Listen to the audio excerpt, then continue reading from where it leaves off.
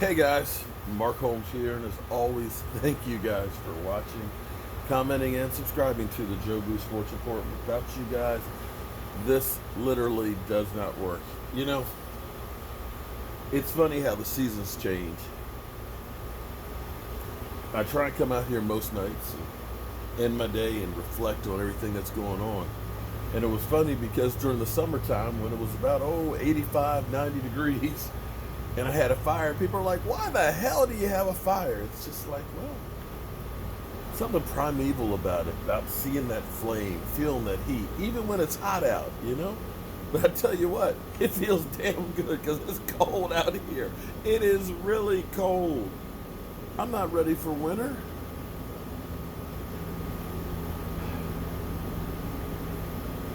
There is 79 days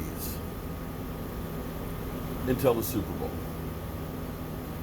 which still amazes the hell out of me because when I got that clock that I have in there, it started counting down to the NFL season.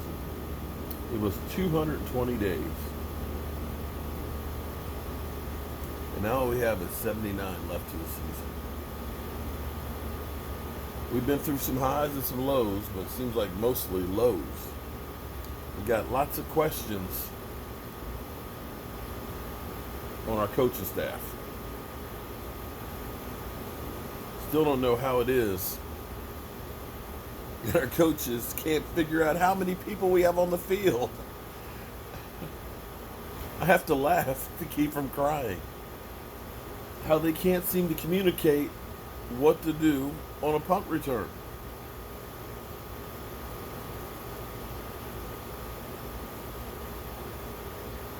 So close.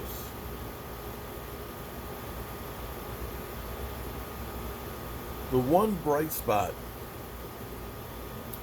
as you look back on the season, because when you looked at this season, you kind of said, our defense, you know, our defense played great last year.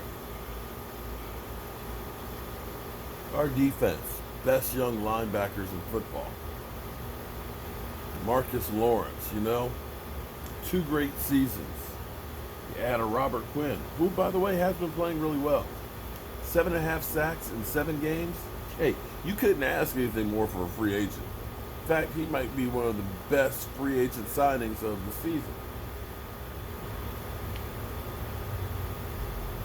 You looked at that and you figured great defense, but for some reason, like Jerry Jones said, you know, that run-stopping defense is like 2 fistfuls of Jell-O. It just kind of squeezes right out between the fingers, or something like that. I don't know where he gets his analogies from, but I'll tell you what, they're colorful. You know, they're colorful. Like, remember when he talked about cutting off the hand? You know, you're in a car accident, your hand gets cut off, and if you don't know your anatomy, you know, you'll run off into the woods like a crazy man and bleed to... What? Who does that? But we got the Jell-O, you know? But one thing Jerry Jones was right a few years ago was about Dak Prescott being the daddy. You know, Dak Prescott, he's the dad. Still don't know exactly what that means, but I think he was right about it. But the bright spot on the coaching that seems to be overlooked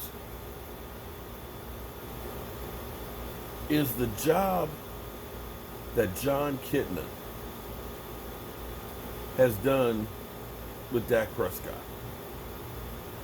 Whether you like Dak Prescott or not, you cannot deny the production that he has had. He has almost 3,000 yards in 9 games. More than likely this Sunday, he'll be over 3,000 yards with 6 games to go.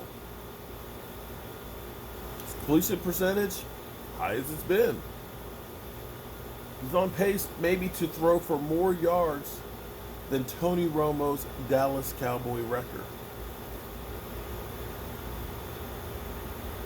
That's unbelievable when you think about where we started last year.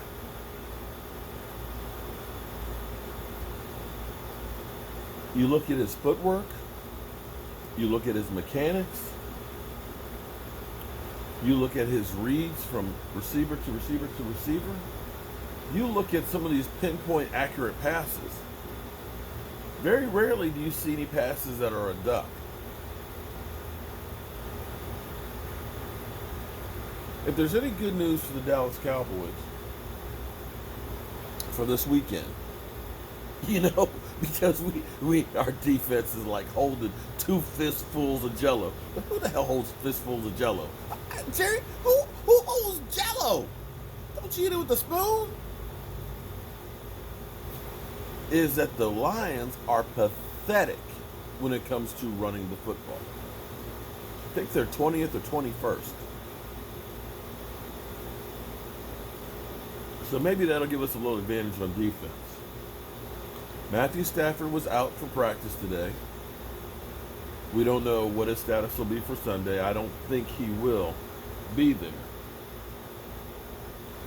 And if the Cowboys can get a win, just a win, just get a win, just feel good about yourself. But things look a little different. You got the Eagles playing New England, and New England has not played a lot of teams with winning records. They got punked by Baltimore. Although Baltimore may be the best team in football right now. And they barely get the win against Buffalo. The Eagles might actually be a big challenge for them, although I don't think the Eagles are going to get this one. Sorry, Philly.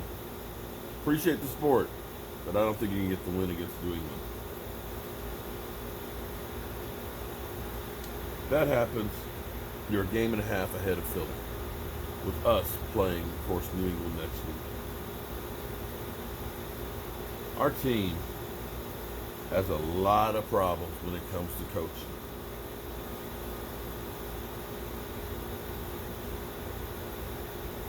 But even with those problems, we are still this close. I'm hoping that the team, the coaching staff, and the owner all wake up and realize we got to do better, and that's everybody. I'm glad to hear that today the team practiced outside in pads.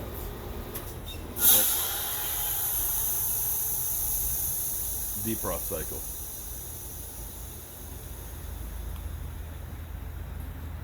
That what I always remembered was when we had a bad game, we were in pads. We practiced extra hard.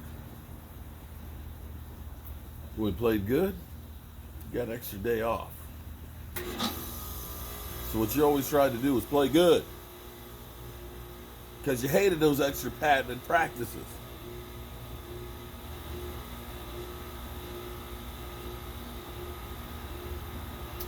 I don't know, man. I don't know.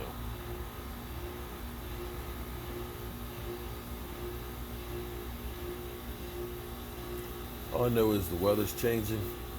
It's getting cold out here.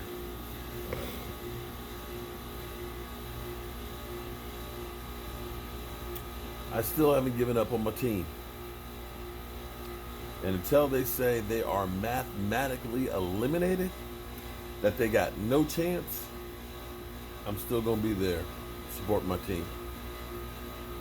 Sunday we'll be at Lucky's doing our live stream.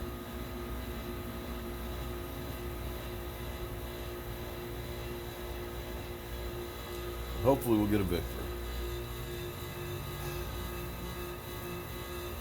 You ain't got to go home, but you got to get the heck up out of here, because I'm going back inside because it's cold. So let me turn off the lights here.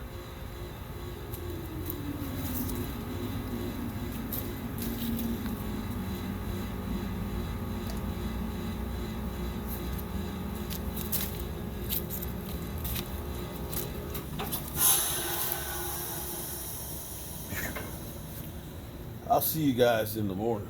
I'll be on the road tomorrow. Have a great night and keep the faith. Damn, it's cold. Shit.